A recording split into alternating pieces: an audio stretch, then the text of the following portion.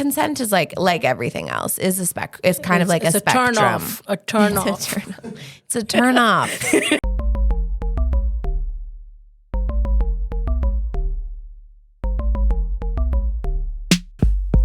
Hi everyone, you're listening to Poop FM, talking shit talking, lies and slander.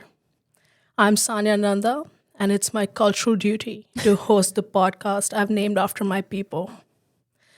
Yes, I'm an Indian piece of shit, but my guest today is shitting roses. She's on some successful shit. Oh, wow. JFL, Toronto, Montreal, Vancouver, shows, podcasts, writing, producing. She does it all. Michelle Forrester. Oh my God, what a fucking intro. That actually gave me life a little bit. Maybe I need to run that back later when I masturbate. How are you? I'm so happy to be here. Oh, I'm well. Doing well. You're doing well. This is an exciting project. I'm like really proud of you. This is really good. What like made you want to start this podcast?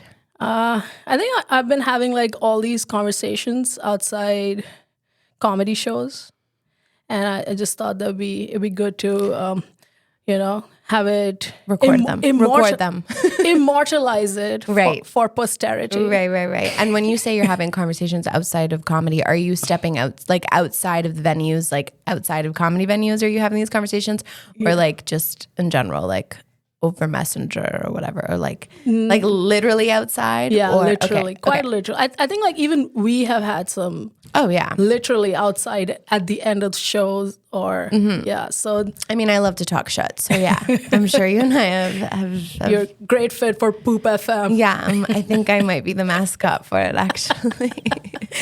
Also, I shit my pants like 3 times a day. So oh my God, the theme. Yeah. It's the theme. Honestly, I'm Indian and you have experience with poop. Yes, I guess. I mean, what's the link between poop and being Indian? It's the brownness. Oh. You see, I really didn't put that together. I was like, what, like, is this, I'm missing a cultural element here. Okay, I got you. And the smell, there's a lot to smell? relate. What do you mean? But there's a bunch of us who can't afford Chanel. Okay. That's so funny. So what got you? Okay, what got you into comedy? I'm curious. That's why I like invited you over. Yeah. What got me into comedy? Well, I guess technically my comedy journey started in high school because I was like on a competitive like improv team, and so that's kind of started like my first experience with like anything in like the comedic realm. But then I always wanted to be a writer. I always knew I wanted to be a TV writer. I always knew I wanted to write for funny TV, like comedies and stuff like that. So that was like originally my first dream. And then I remember I did my degree in communications at Concordia, and there was a guest speaker that came in and was like, hey, if you want to be a comedy writer, he wrote for Conan O'Brien, I believe. Nice. And he was like, hey, if you want to, write for comedy, like you should really be doing stand-up because it really teaches you a lot about like pitching jokes and like, being able to, advocate for what's funny. And so, right. And Kira, my best friend Kira, was also in that like guest lecture because she was in a year under me. We both went to the same high school, and we both went to the same. We had the same kind of journey in schooling, and then she kind of went more into film, and then I went into sound. But sorry, I'm rambling here, but basically we were both there, and then we were like, okay, like we need to do stand up if we want to write comedy. So then we went to a few nights at the Nest, newbie nights at the Nest, got scared shitless, decided we weren't gonna do it. Yeah. Why? Because we saw a lot of people bomb. Like, I mean, it's newbies, right? So it's a lot of open micers. I think it was really scary. I didn't think we really understood like how to navigate the scene. And so we kind of just like, we're like, yeah, we're not going to do this. We went twice to watch, and then thinking we would have the courage to then like sign up, and then we couldn't. And then 2 years went by, and then my friend Mike was just like, hey, you're really funny. You should do stand up. And then he gave my name to a Montreal producer. in the city. And then the rest was kind of history. And then I did my first stand-up set, and then I was addicted. Nice. Yeah. A lot of it. How long ago was this? I'll be celebrating like 4 years in October, doing Nice. stand-up for 4 years. That yeah. is nice. Yeah. It's been a wild ride so far. Oh, no, Yeah. that's awesome. Yeah. So you Long-winded, sorry. But no, I want the whole story. I want the whole Yeah. story. So 4 years, and last year you did. Was it last year? Yeah, I saw Yeah, you at last summer. JFL last year. I mean, wow, new faces, prestigious. And I mean, it used to be. I mean, before like now, Now JFL doesn't exist, so the like, last ever will new it matter? faces. Yeah, maybe the last. I mean, I hope not. I hope it comes back. I hope that there's other opportunities for people in this country to get that title, because it is a really big one, and it's one that I think a lot of people in this country deserve. So I hope they keep doing it. But if they don't bring it back, it will be. I'll have been the last class, Right. which like I don't know how I feel about it. I'm like, I don't know if that's a good thing or a bad thing. You know what I mean? Mm-hmm. Yeah. I know maybe a little If you're bit. the last of something, it's like, did you ruin it? Like Superman, you're the last of it. Yeah, exactly. Yeah. Exactly. But did he And kill his Superman was- parents? I don't know. Superman was depressed. Let's be real. So He had he would like go away to his little cave, the little man cave up in the North Pole. he needed a man cave. He woke up and wore tights every day. So tried to air that shit out. The homosexuals are represented. All right. I'm sure. I hope Superman is gay. I actually think more superheroes should be gay. That'd be probably more interesting to watch. I mean, he dresses pretty like flamboyantly. He's got a cape. Yeah, that's true. Yeah, and no money. But I don't think That that's, one I don't one think isn't that's gay. I was just thinking The gays about have all the Batman. money because they're not wasting it on children. You know what I mean? Most of them, anyway. In my experience.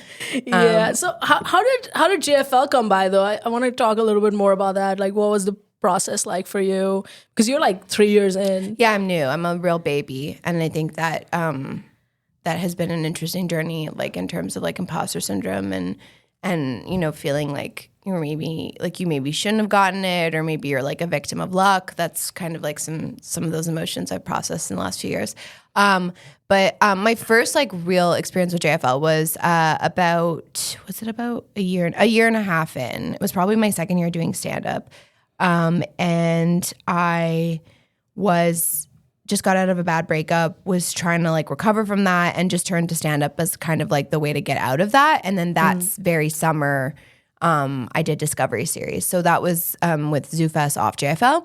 And then I also that year did JFL Originals. So I was lucky enough that year to get a showcase. And so for those of you that don't know, is that JFL always does these showcases, and it's basically they give out these shows to producers in the city, and then the producers kind of decide who gets to kind of audition. So, or sometimes they ask for names. So my understanding of my situation was that my name was asked for. So I showcased, and I showcased with, you know, comics that I was like, at the time was like looked up to. Like I couldn't even believe I got a showcase. Like I just was like, oh, I'm just like happy to be here. You know, at that point I was like a year and a half in, and the showcase went well, evidently. And then that's how I got Originals. And then, and that was a year before New Faces. And then I moved to Toronto, and just got really like, again, just found a lot of focus. I usually find when I'm like in a deep, dark, depressive hole, I usually That's the best for writing. Yeah. And it allows me to like, you know, really anchor myself and focus and kind of put everything into stand-up. So that's kind of what I did. And then, and then I showcased again, got another showcase with The Kickback, which is a really fun show in Montreal. My friend Eva hosts it. And then through that got the call to do JFL New Faces. And that was kind of the story. And then I did JFL Montreal and JFL Toronto, and both were really incredible. And I got to open for like a bunch of cool people, and it was awesome. It was amazing. It really was. I'm very blessed and grateful that I got to experience it before. Right, enough humble bragging. Yeah. But you gotta, you know, you always gotta say you're grateful. Especially as a woman. You have to make sure everyone knows you're grateful. That's ridiculous. But how big are these rooms? Like, I think I was at one of your shows and there's like a standing ovation at the end. How big are these rooms? How many people are you talking to at JFL? Right. So the new face is the first night, the recording. So, but that's basically a big part of it too, is that they record it and then they release your sets on their socials. So that's like really good for like exposure and stuff like that. So, the auditorium that we were at was Luge du Vernet. I don't remember, but I'm on Saint Laurent or something. Yeah, I'm pretty sure it's about, if I had to guess, I would say it was probably like a 500 seater. Right. And the first night it was packed, and that was the night of the taping. And then all the new faces we got a standing O, and that was incredible because all the people that I performed with were really great. So yeah. Right. But there has to be like adrenaline from that. How do you deal with that? Definitely there was. Like, I think a lot of us were just trying, like, the day of, like, you're just, because it's such a taping, like, I think people don't realize sometimes that, like, tapings are very different than, like, live shows. Like, live shows, you're, like, everyone's present. The host is present. You know, the audience is present. The comics are present for that moment, for that 90 minutes. But for a taping, it's like you're really kind of doing it so that the production value, to make sure the production value is good. So they even told us, like, if you mess up a line, take a breath, step back, say it again, because they can do stuff in post. So it's like a little bit different. It's almost like cosplaying a comedy show, because they are the goal, like the main goal, especially that night, is the taping. It's not necessarily the show. That being said, the audience was incredible and we had such a hot audience. But yeah, so a lot of us were just kind of in our heads about, like, let me get this set out properly. Let me come out at the right time. You know what I mean? Because the host is doing all kinds of stuff. So I don't think a lot of us had time to, like, really understand what we were doing when we were performing, because we're just like, you're literally just in the green room kind of pacing, like going over your set and then making sure you're, like, also in the right spot, like, for the show, because, like, they were very strict about, like, okay, like, you stand here and then if you're next, you stand here. So it was like a lot of kind of figuring that out. And then I think at the end, when they brought us all up and then there was a standing ovation, I think there was a moment right after where, like, the curtain, when we went backstage, where, like, all of us just kind of, like, where we just were like one big huddle, just like, did that just fucking happen? Like, that's crazy. And that was nice to share with other people, because, you know, stand-up can be a really, like, isolating experience if you let it be. So it was, like, great to, like, have that moment with, you know, 9 other people that I really respect and count myself lucky to be, like, amongst. But yeah, it was crazy. It was very wild. Enough of that lucky shit out of you. I will not tolerate another one of these lucky. Okay, I will be humble for the rest of the pod. How about that? Just don't. Enough of the humility. Yeah. I mean, I think maybe it's a Canadian thing. Like, when you're like, you buy something new and you tell someone, they're like, oh, so lucky you bought a new iPhone. I was like, shut up. Right. Shut up. I mean, there was a lot of hard work that went into it too. So I guess there's no room for luck. Yeah, but I mean, of course, luck's a part of it, but I think doing it, I don't personally subscribe to you have to grind for 50 years like Louis C.K. before whatever. Like, right. The more old school, like, hustle mentality, like, you need to hustle for X amount of years before you get anything, kind of thing. Yeah. What if I'm like, I know it's good from day one? Of course, anything can be better forever, but what if I know it's good? Yeah. Like, I think the world of stand-up has changed. I think the landscape of it has changed. And I think if you can, like, figure out how to make people laugh and you do that in 2 years, like, good for you. You know what I mean? But I definitely have, I'm, like, a little bit mixed, because I definitely do have that older mindset of, like, definitely get your reps in, put your hours in. But I don't take it all the way to, like, if you haven't, then you don't deserve opportunities. You know what I mean? Right. Yeah, I think that's the healthy way of looking at it, for sure. And I think a lot of people, when they think of, like, people who finally get things, they, like, picture, you know, people who really, like, you know, put, like I said, put their hours in and, like, struggled and, like, did every dirty open mic and every dirty basement show. And I do think there's value in doing those shows. Yes. But I think a lot of people don't realize is that sometimes people are given an opportunity, and that's exactly what it is. It's an opportunity to rise to the occasion. It's not necessarily an opportunity to prove that what they've done, that they deserve it. It's an opportunity. Like, I don't think I if you had asked me last year if I thought I was ready for New Faces, like I don't think I was ready, but I was given this opportunity to rise to the occasion. Right. And I think in a lot of ways I did. So that, and that is a big part of being in this industry. Like you're never not necessarily going to be ready always for things that come your way. Right. But you kind of have to just, like, what am I going to say? No. Like, right. I politely decline. Like, no, you can't. You kind of have to show up. And then sometimes you're not ready for something and you do it and you're not ready and it shows. And that's fine. You just keep it moving and you know that next time you'll hopefully be better. Yeah. That's what I tell myself anyway. Is it different? Like post JFL, is the world different? I mean, it was a little different when definitely in Toronto, when I got back to Toronto, I think that, that year that I spent in Toronto, I was doing a lot of mics, and the mic scene in Toronto is much larger. And so the mic scene and the show scene are kind of not separate, but like if you've got a heavy rotation in the show scene, meaning like if you're getting booked on a lot of shows, you're not necessarily doing as many mics. So I don't think people really knew who I was for the first year that I was there. And that was okay. That's normal when you move to a new city, especially a big city like Toronto.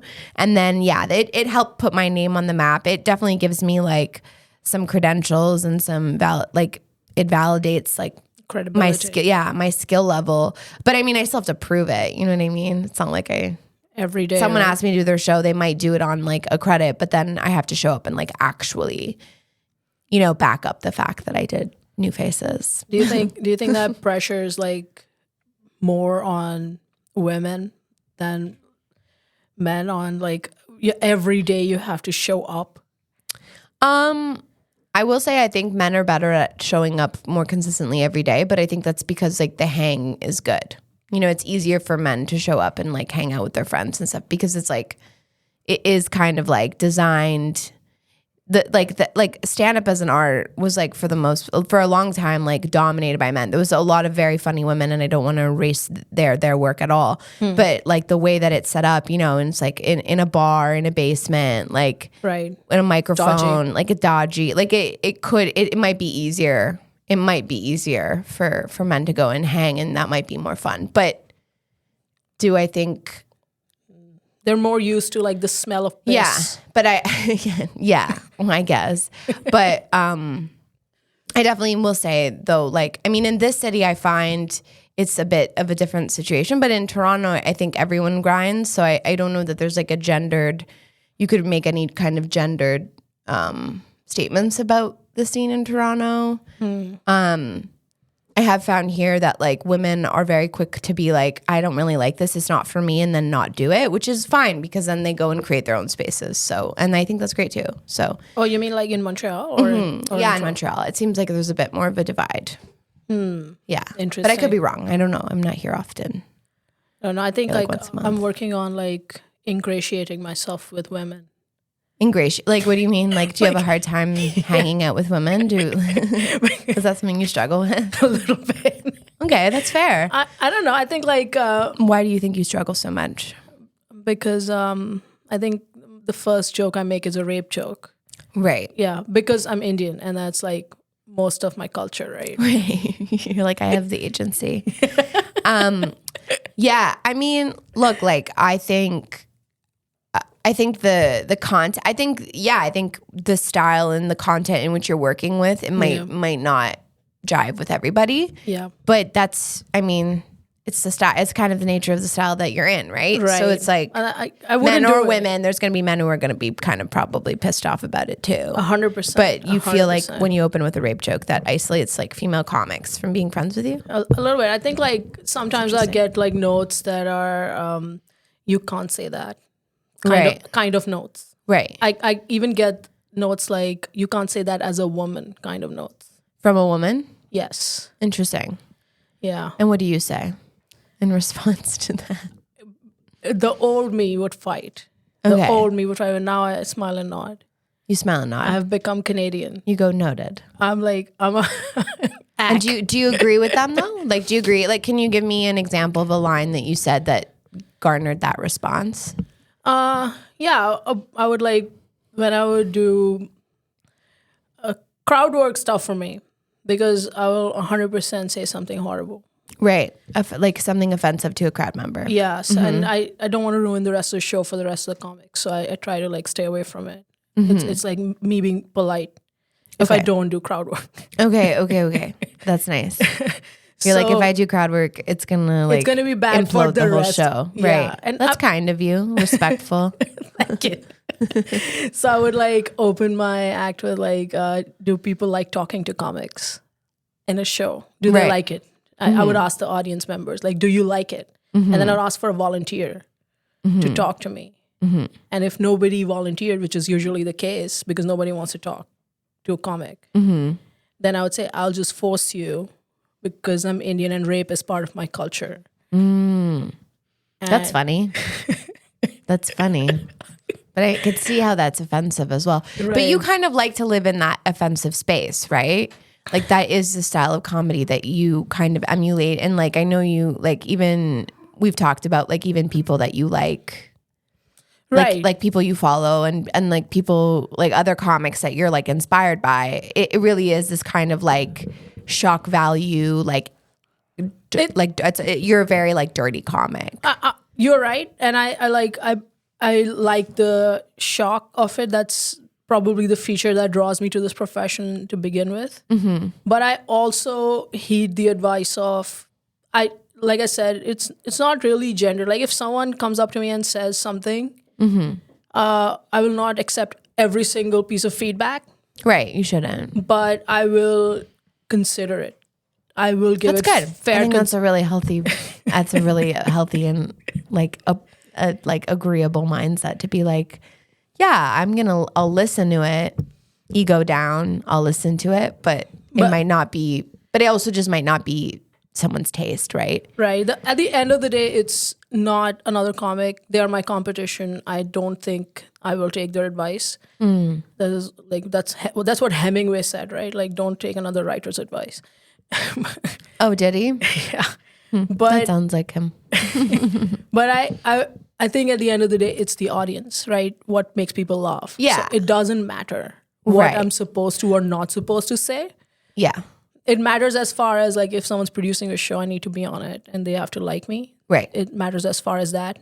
But beyond that, it doesn't really matter. Yeah, I think that's a good attitude to have. Like, I think, especially now, I mean, I will say, like, there's definitely some people that I have mentors I know I can go to. I have people that I know that, like, people I respect that I can ask for, like, opinions on things. But yeah, definitely, like, you shouldn't be performing for the back of the room. You should be performing for the audience. And it sounds like you'll find your audience because it is, like I said, a very niche style. It's not that I'm not open to rewrites. I've rewritten a lot of my material since I first started. That's great.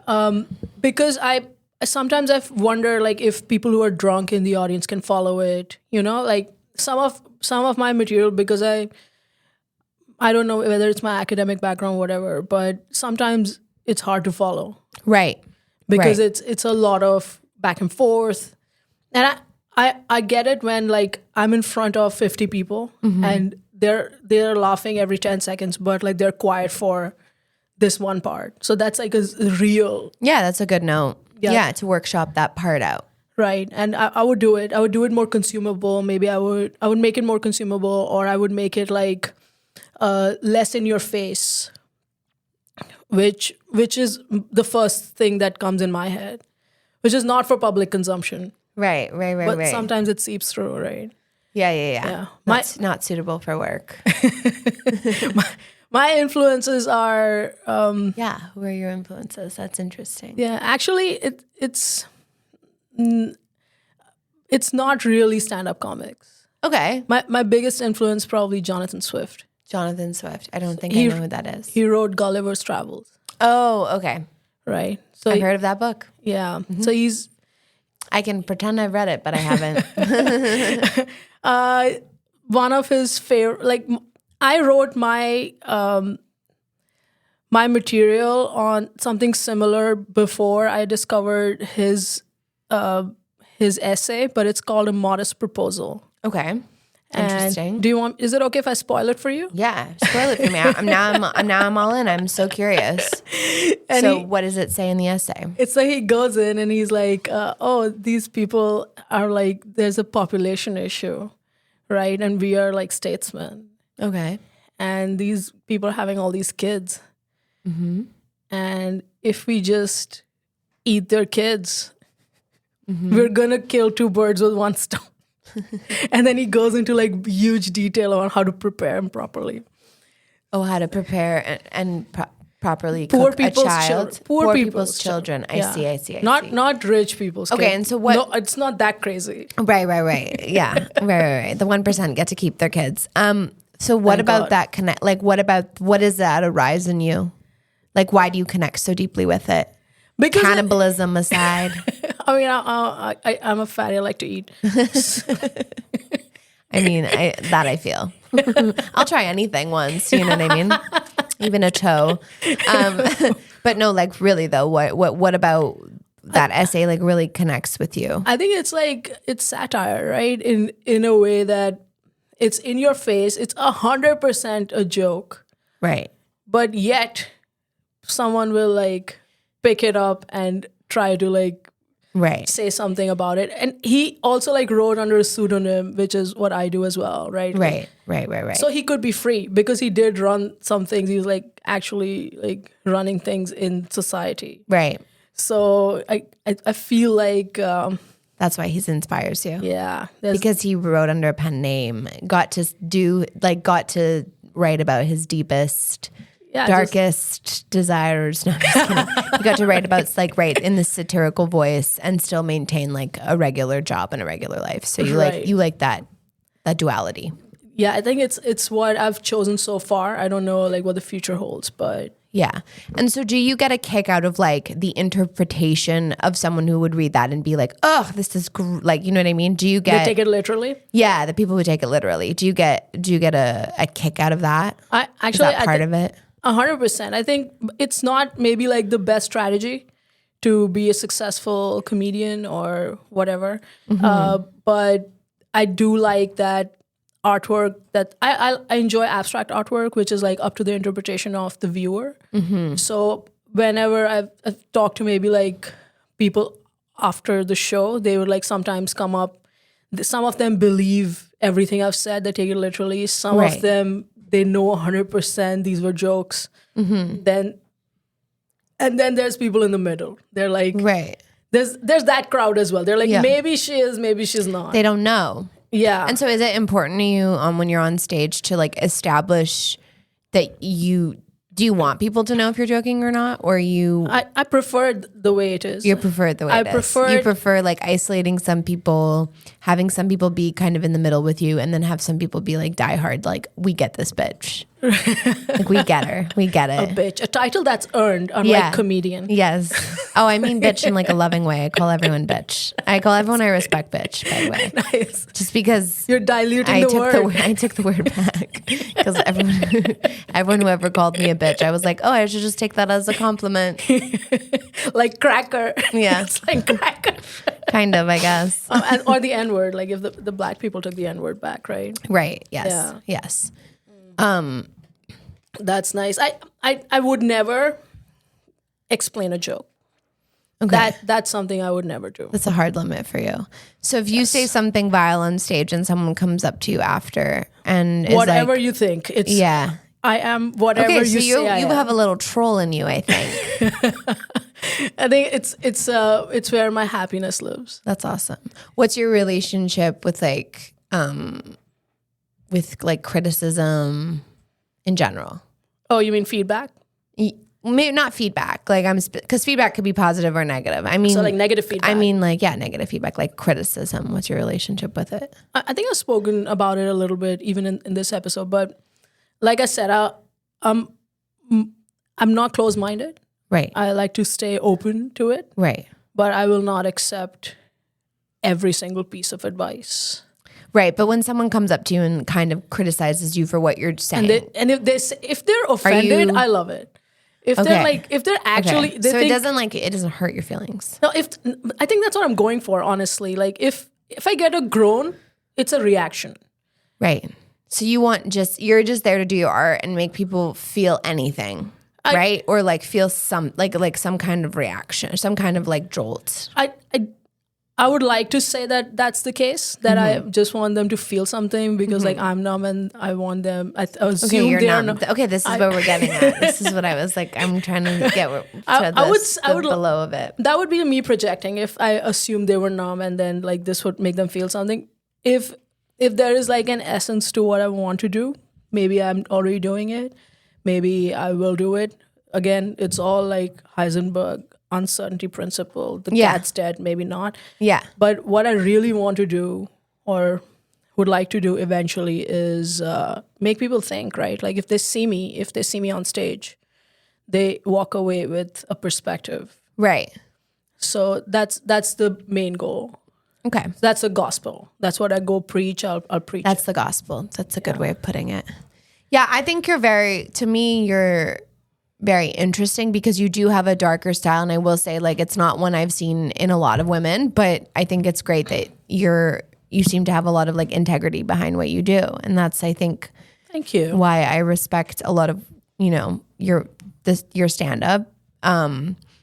And I think sometimes it's like balls out crazy, the shit you say on stage. But like, do you worry that people leave? So you don't really care what people think of you then, right? Because if you go up on stage and say like let's say for your act, you're saying something racist or you're saying something sexist or you're saying something whatever-ist. Right. You're not walking away Feminist. from that perturbed by like, if someone went home and like had an emotional reaction to it. Like if someone left and like was pissed or like goes home and is like, ugh, that made me feel bad. I want that. You don't feel like bad if people feel bad. I want that. You want them to feel bad. I want a reaction. I want them to think. Like if you feel bad, it's still like a struggle.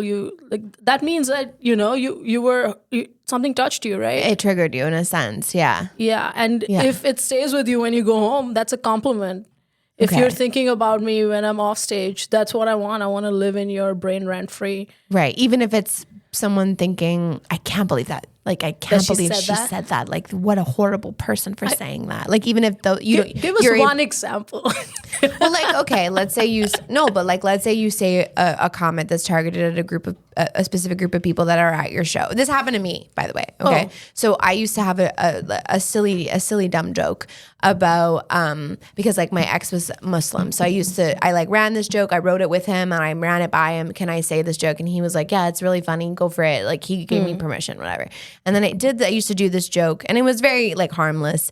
It was like kind of like when I first started stand up. So it was like kind of like an off 9/11 joke. Nice. And I did it at a show and there was a group of Muslims there and they complained to the producer at the end of the show that joke really was not tasteful and they didn't like it and it really upset them and didn't make them feel good.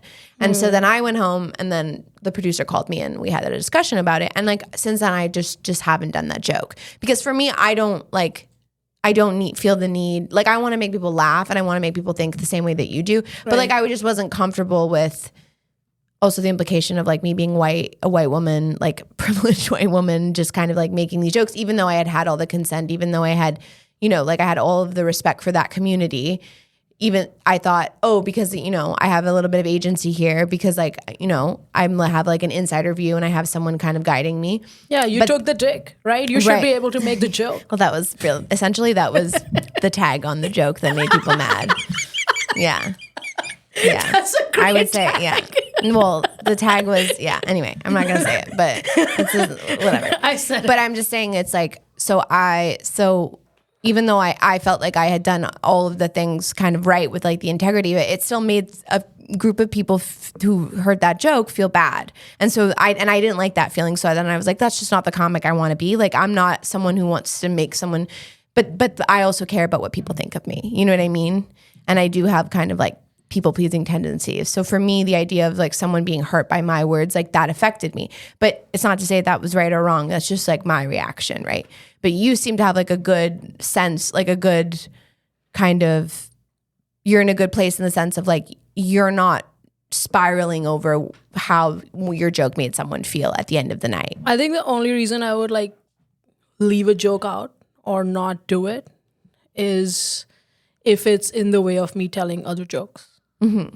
Okay. So like your producer called you, right? Mm-hmm. And now that's an issue. Yeah, that's it was. A problem. I mean, for that, for sure. Yeah, so I don't think like, it's a very small sample of people who got offended from your joke. Yeah, yeah. So it's not that the whole community didn't like you. Right. And a lot of people don't have a sense of humor. They show up at comedy shows anyway, and that's fine. But that's not a big enough sample for Right. you to And like that's- just get rid of the joke forever. But the producer saying something, it's like a manager, right? Like now they've brought it up with you. Now it's a problem. Now it's going to hurt your money. Now it's going to hurt every time you're How on. much you get booked. Yeah. Yeah. So that's a problem. I will fix it, of course. That's something you would consider in that situation. I like what you said the first thing though, that like you're essentially like, you kind of know who your audience is, and if someone in the audience, it like because you know the kind of people that are going to relate to your joke, like the people that are going to get it are going to get it, and the people that don't, you're just like not entirely worried about them, right? I think like I said, I want a mix. I want all of them. I want the offense. I want the people who laugh. I want the people who are on the fence. You just want everyone to feel something. That's it, right? Yeah. It's the feeling, and I want to pay more attention to the audiences. I think the only way in which I think of them so far, and I'm so fresh at this. I'm like 4 months or something since I've been doing it seriously. And the only way I think of them is that, can they consume what I'm saying? Can they get like, Right. if it's like Is at it the level, consumable? Right. If But you're not worried about if they can them being understand. able to consume and react. Yeah, I actually want a reaction. Right. Yeah, I like a reaction. Right. Yeah, but the only thing is like it should be easy enough for them to follow, and that's all I worry about at this stage. Yeah. You're like, at this stage, all I care about is reading comprehension, like whether they understand what I'm giving them. I think that's important. Yeah. It's I mean, people will get offended for nothing. People sometimes get offended for my existence, right? Like, and that cannot be the thing that changes anything.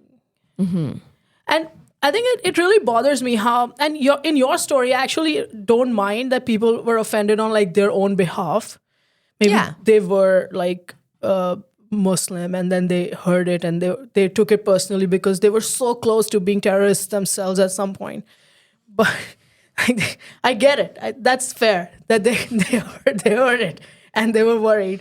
But usually my experience. I don't think I think for them, I think it was like well, for one, the joke was, I'll give it to myself. I wrote it cleverly, but it's still the premise was pretty hack of like comparing, like, you know what I mean? It was pretty hack.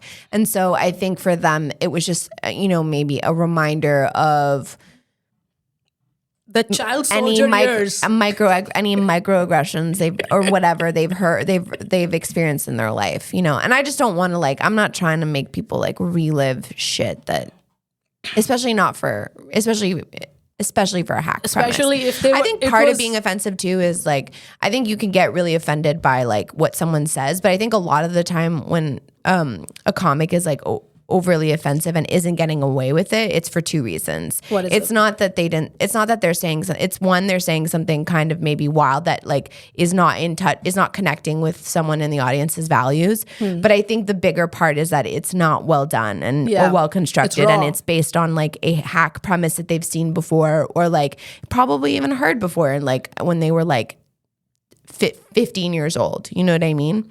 Like, I'll give you the example of like, do you like Matt Rife? What are your vibes on Matt Rife?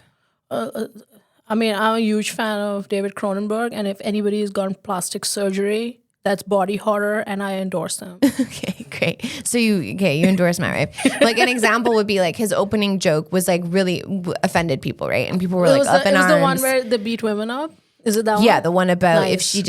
if she Sometimes they deserve it. If she didn't have a black eye, or whatever, she could cook better, she probably wouldn't have a black eye, right? So that was like the setup. But people like, okay, like I'm a woman. I'm like, what was offensive to me about that joke was not that he was talking about a girl making fun of a waitress who had a black eye or making fun of her domestic abuse situation. Right. Because I think there are probably women in the audience that have been through domestic abuse that would like to laugh about it. So you do have this opportunity, because I'm with you. Like, I like to take on dark subjects as well. Right. But what was offensive about that was that joke was like, I've heard 16-year-olds say that joke, like when I was 16. So like 15 years ago. So like, it's like you failed at being funny because you did like a lazy premise. It's trite. It's trite. You didn't like elaborate. The way that you delivered it wasn't interesting.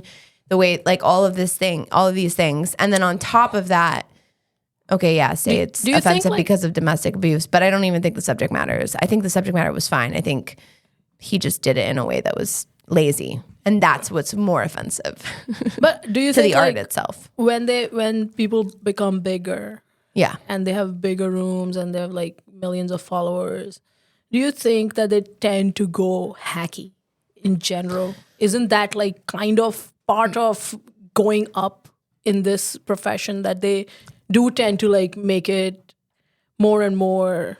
Yeah, they're trying. I mean, I guess their pool becomes larger, so Yeah. things have to be more digestible for everyone. Right. I mean, I'm sure that is part of it. And I have heard pros talk about that as well, that like a lot of the time if you see them doing like a hackier, quote unquote, easier joke, it's because they've tried I love Corinne Fisher. She's a comic out of New York, and she just had a clip about this, about like stand up is a art form that the audience participates in. So she, like, her argument is like, yeah, they probably tried to write a smarter joke and it didn't work. So Right. taking that into consideration, I can definitely see like, yeah, someone who's as big as him, perhaps he just They went dumb for it down for a he dumb it 16-year-old. down. Yeah, he they're targeting the lowest common denominator Right. at all times. Yeah. Yeah. So, I mean, honestly, I think that's a lot of pressure, that every single thing you say in the hour has to make people like laugh. For sure, but if you're doing an hour, Yeah, my and then you start- assumption is that you know what you're doing and you can do an hour. Like, you know what I Right. mean? But it's not to say that I don't think he's talented. I'm not really coming from him. I was just giving you an example of something that hacky. a lot of the time I think people are more offensive when it's hacky, and Yeah. because then it's like now you've elicited an emotional response from someone. You've elicited whatever trauma emotional response from Without them, making them think. without it being worth anything, because you didn't put any work into it and there's no art to it. That's my personal opinion. But Right. That's fair. I mean, I don't know. I don't know his humor. I've not really followed him. right, no, but I was just saying in general about like offending people. But I do think in endorse stand-up rooms, beating women. right? if that's right, the of course, question. yeah. I mean, you know, they do talk out of line a lot, so kind of have to remind them they're like children, If that's the question. Yeah, and I also endorse beating children. right? Because that's how I was raised, okay? Me too, girl. Me too, baby girl. What's the most fun parental abuse story you have? The most fun one.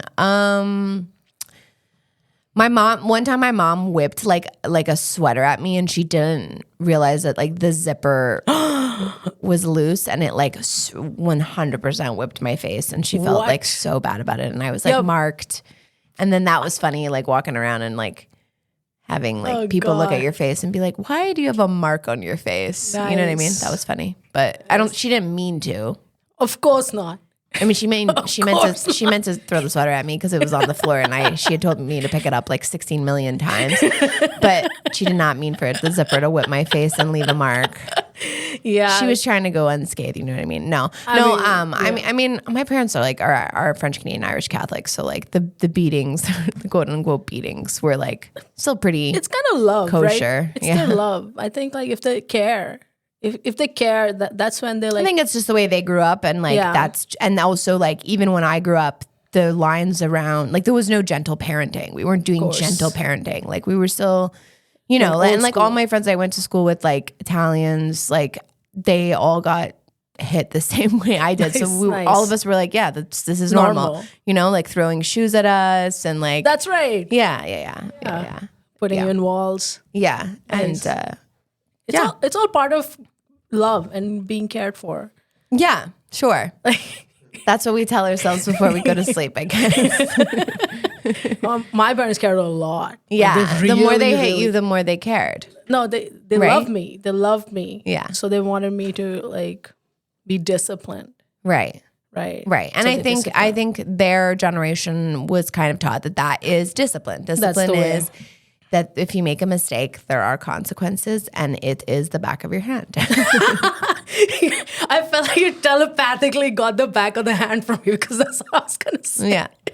Yeah. Yeah, that's nice. That's the consequence. Yeah, my mom would be so mad if like she marked my face, because then that would like make me bad fodder for arranged marriage. Right. Right. Right. She would be She couldn't risk the prize, right? Yeah. she She would like be mad at herself. She would like go in and like punish herself Catholic style with a whip. Yeah. Yeah. 40 whips on her own back, like in the Da Vinci Code. That's right. Just like on her knees, just like, oh my God, my poor daughter. Right.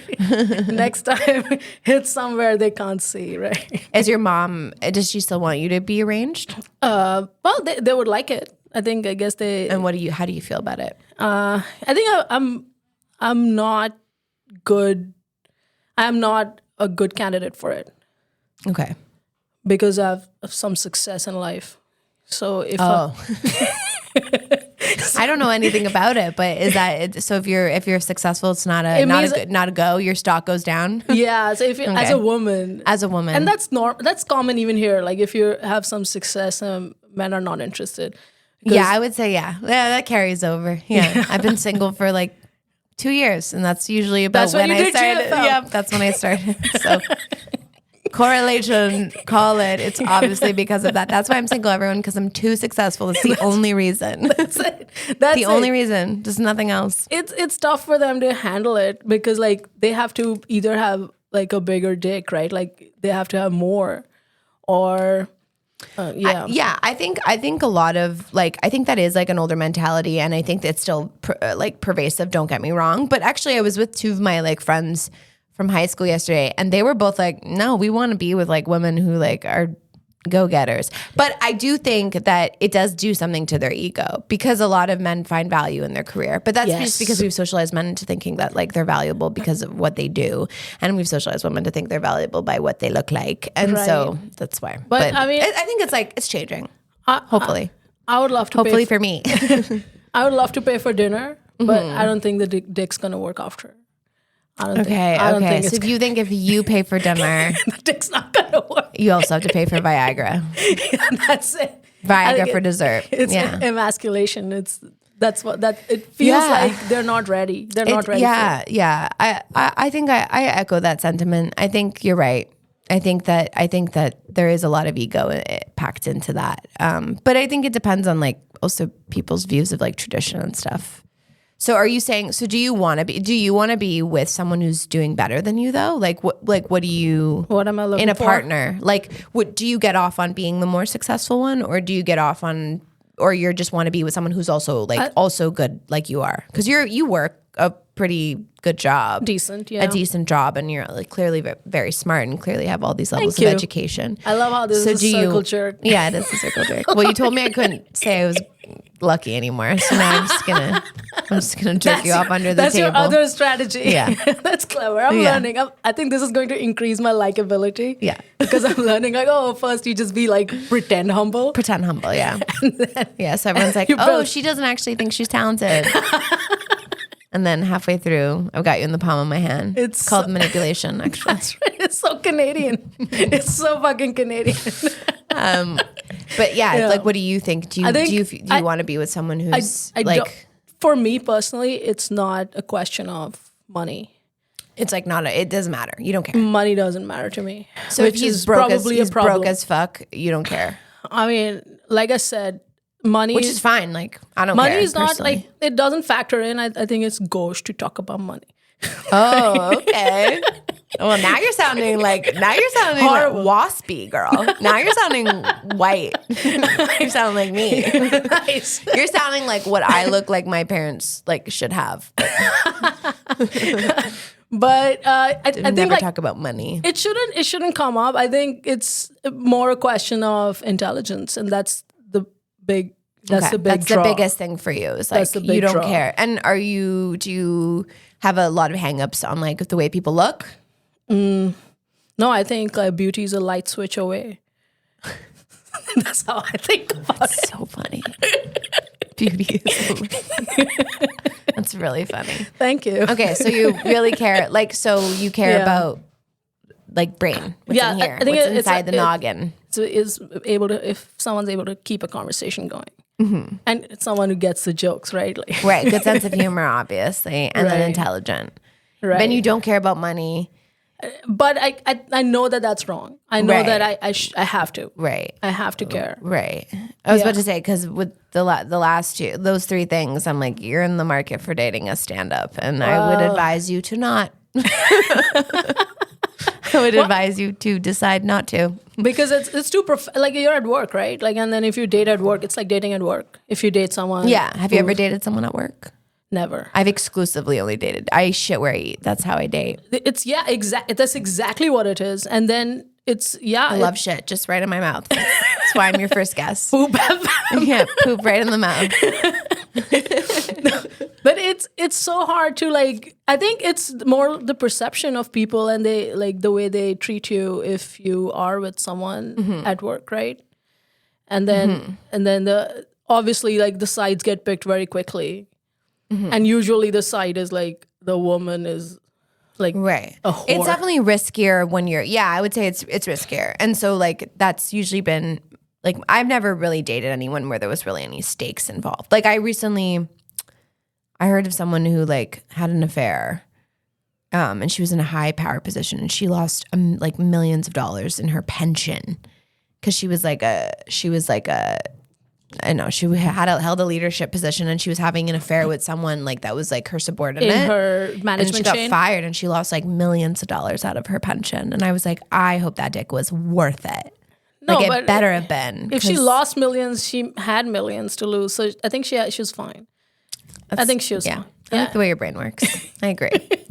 but no, I shit where I eat a lot. I do. But I think that is simply because I'm a workaholic. So I don't really So you like don't go out. meet So I don't anybody meet else. anyone else in any other context oftentimes. I think it's problematic if you are a producer. Then it's problematic. If you date someone. if you're power dynamic? Yeah. Yeah. I think it's problematic. If you're a producer or if you have the power to put people on stage and you're seeing one of them, Yeah. that's when like the drama begins. Yeah. That's when it could be a conflict of interest for sure. Right.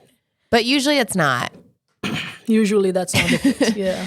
I mean, I don't know. I think if you operate with any kind of integrity, you'll be fine. And if you're not giving people like preferential treatment because they're fucking you. Right. Yeah. Yeah. Plus, I like to date comics that are much less talented than me. So it's never really a problem. That's nice. That's good. No, I'm just to kidding. know. Good No, to I know. actually think that like if you are going to date a comic, date up. Date up. I think that's the rule. Yeah. Date up always. That's always the rule. Yeah. I don't think I've ever slept with anybody I didn't consider outside my league. Okay. So you shoot up.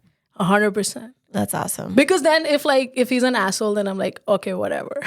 Right. You can forgive that he's an asshole because he's better than you. I was like, yeah, I didn't deserve him to begin with. Yeah. But I fucked him, so fuck you. I already fucked you. Yeah. I love that. Yes, I win. Yeah. He could be fucking a supermodel, but yeah. Okay. Too bad for him. I think a good strategy. I would say keep doing it. Yeah. It works. Yeah. Okay. And have you ever, so you've never dated anyone at work? No. Yeah. What about you? So you date comics exclusively because you? No, I don't date comics exclusively. I think that's like a rumor that's gone around because of a roast battle that I did with Jason where he told everyone I was a comic fucker. I've only fucked 3 comics. 4 comics. I've only fucked 3 4 means comics. 3 means 3 times 3, 9. That's what it means. No, okay, wait, hang on. No, 1. Okay, well, 2 of them technically aren't comics anymore. Nice. So you So I like cut down I'm the actually competition. I'm actually cleaning out the scene. Thank you. And my vagina is just getting people out. Thank you. Yeah, they're like, once they fuck me, they're like, we don't need to do stand up anymore. We're good. This is the best I was We're gonna good. get. Yeah, so 2 guys. One when we fucked, neither of us were stand ups, so I don't think that counts. Mm-hmm. And then one when he doesn't even do stand up anymore. And then I dated one for 2 years, and then there was a 4th. Nice. And I think that's it. Yeah. I think the big feature would be like the cry after sex. That's what I would like, or maybe before. You or want them during. to cry after Yes. sex? And comics were like 100% probably there. Any crying?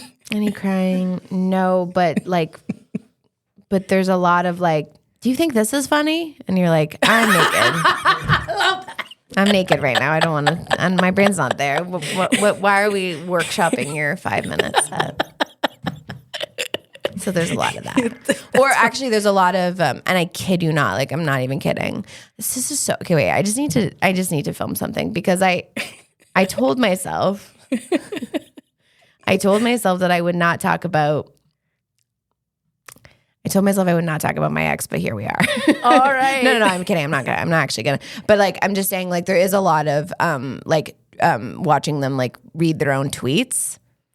Oh, nice. That's kind of gross. And yeah. Right. Yeah. I mean, I think Kanye listens to his own music. And yeah. I watch my sets back like obsessively. That's I'm fine. so good. That's fine. Just don't do it after you in front of people. After you fuck somebody who's also in that industry. Like that's a weird thing to do. Like I don't need to look over at your phone and see you reading your own tweets. That's like kind of icky. Yeah. Yeah, do it in your private time. Yeah. And that actually wasn't even like that was like the fourth guy that I dated. But he was really like we dated. We'd like saw each other and it was kind of like a rebound thing. But nice. Yeah. Mm-hmm. He was from New York. So that's success. That's like at least 100K a year. Up. That's what I'm telling you. You gotta be all the way on the way up. Yeah. No, and him and I are good friends now. It was just kind of like I think both of us were getting over like a tough time and we just found solace in each other. But like I said, like I don't like I'm like a lot of my friends, like right now, like I'm very focused on being a stand-up. So like who do I hang out with? Stand-ups. And right. Like the awful thing is that like we are kind of obsessed comedians about comedy. And so it's like if you're talking to like a normal ass guy, like you're talking to a finance bro about like he doesn't care about stand-up, but you know who wants to talk about stand-up all of the time? During other sex. stand-ups. So that's also part of it. I mean, how would I even go about doing this, like especially dating up in the comedy scene after what happened to Louis C.K. and Aziz Ansari? How do you like, do you sign that's NDAs? Interesting. Do I sign NDAs? No, I don't sign NDAs. I mean, a lot of that, like Louis wasn't dating anyone he did that with, and Aziz wasn't dating anyone he did that with. He dated that girl. That was a date that they were on. Aziz was on a date. Yeah, but okay. So like, I think it's important to like clarify that what Louis did and what Aziz did are like very different. Are different. It's like consent is like everything else is a It's kind of like a spectrum. A turn off. It's a turn off. That's what it is. Consent is not hot. You know how there's always like, I don't know if you've seen people with like the stickers that are like consent is sexy. You know, like for a while they were giving out like laptop stickers that they were like, this is how we're gonna fight sexual assault. Right. Stickers. forget banning fraternities, forget doing any kind of real work. Let's just give out these stickers that say consent is sexy and hope that it catches. Right. Hope that people are like, changes the rapist's mind. Yeah. Like I hope that a rapist just like looks at a laptop, it's like consent is sexy, and he's like, you're right. You know, it actually is. I will ask really for it sexy. next time. Yeah. I will ask. Actually, I think I will ask for permission.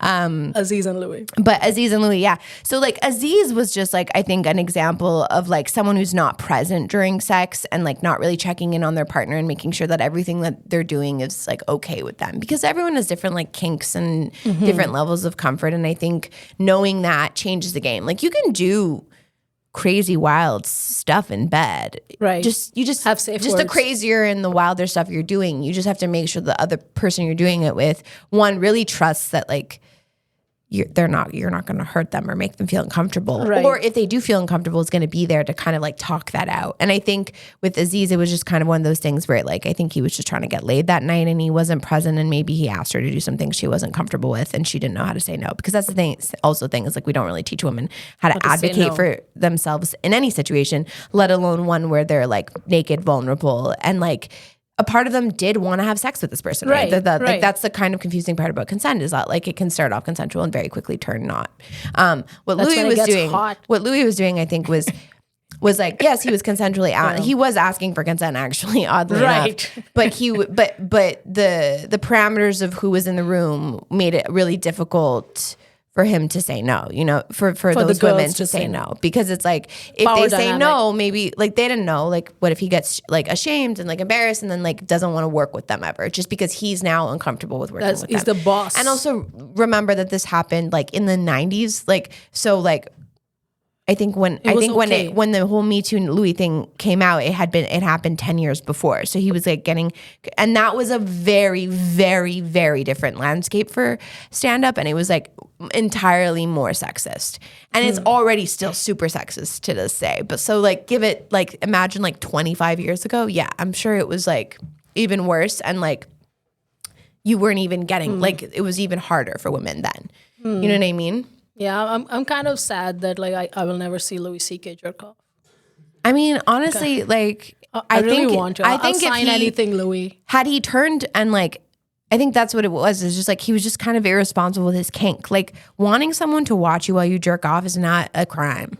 It's a sexual kink. Right. But he wasn't like channeling it into the right group of people. Right. You know what I mean? He was like abusing power. There are people like you who would be like, I would love to see you jerk off. And I think that is if you're two grown adults, that's an entirely okay agreement to make. But that's not necessarily what was happening. But yeah. What about now? And you said that there used to be this kind of sexism. What about? Well, I just said it was worse then. I'm sure. Than but it is now. what does it feel like now since you started, and like, the evolution of it in the last 5 years or whatever?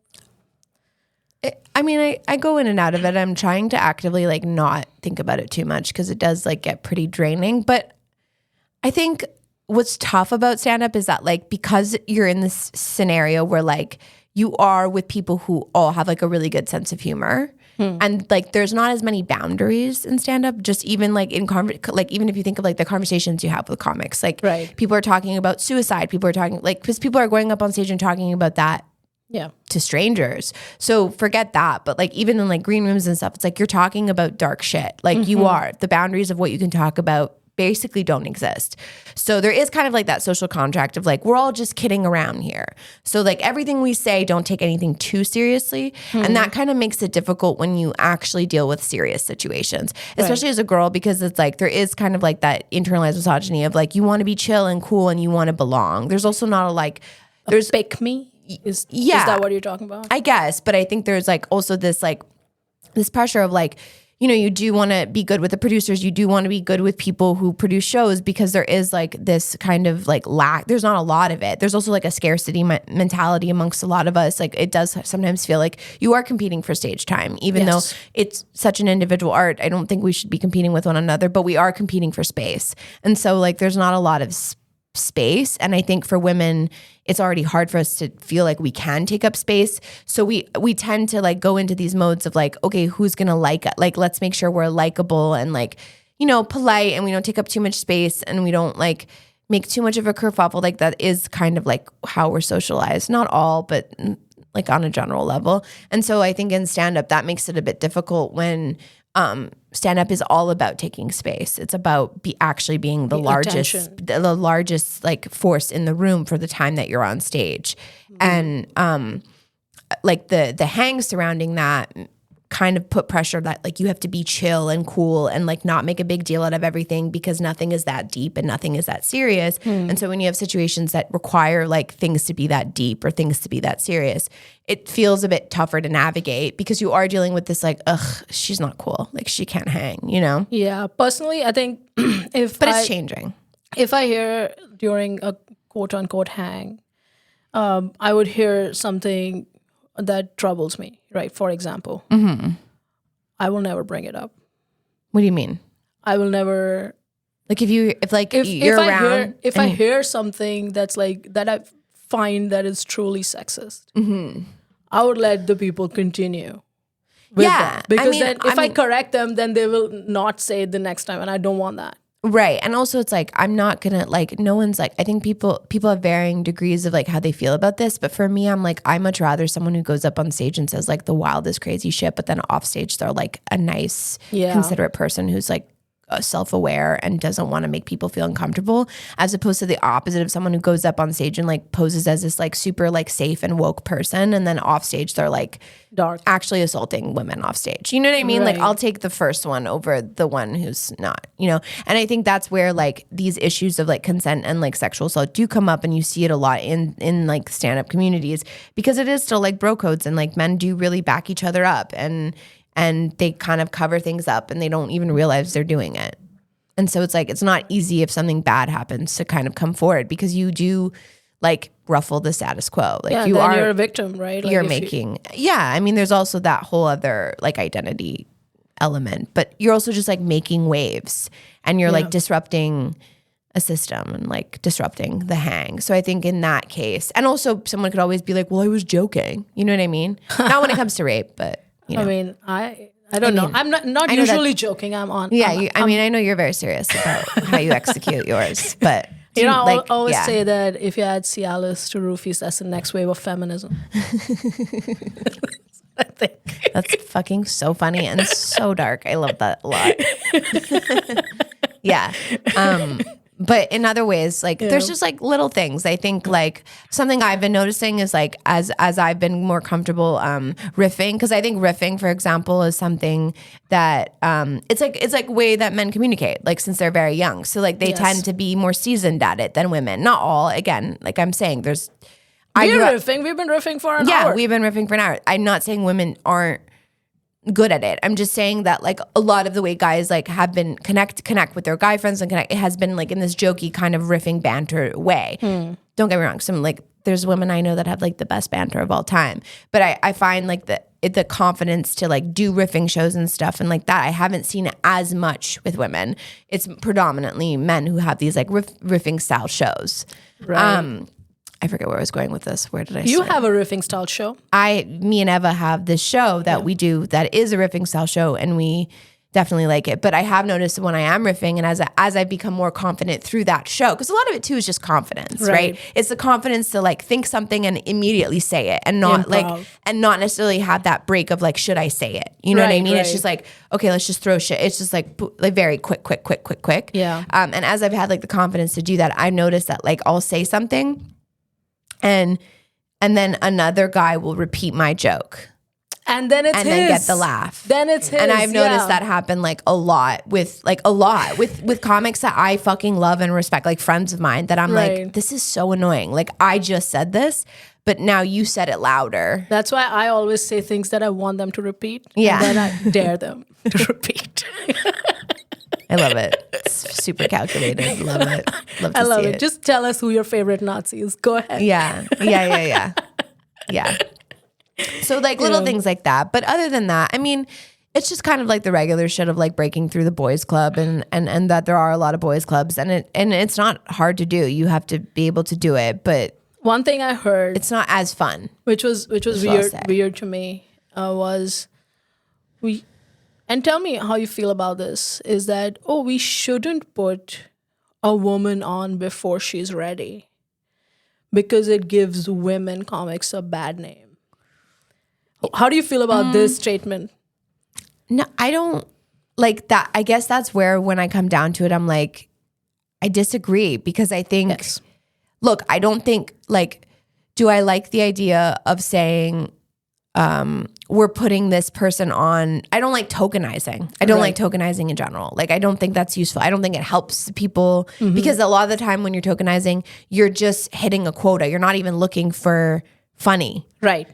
When you're right. When like, I think the difference between tokenizing and representation is that tokenizing is just a checkbox. It's just like, okay, we need 3 women, 2 of those women need to be women of color, and then we need like 1 person from the LGBTQ, and like you can have those goals of being like, oh, I want to have different people on my show. Yeah.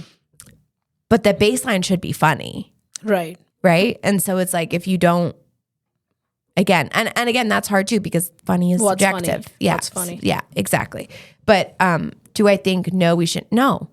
There's so many men that weren't ready for shit that were just it's back to what I was saying of like the opportunity of giving someone the opportunity to rise to the occasion. It's like, we should do that.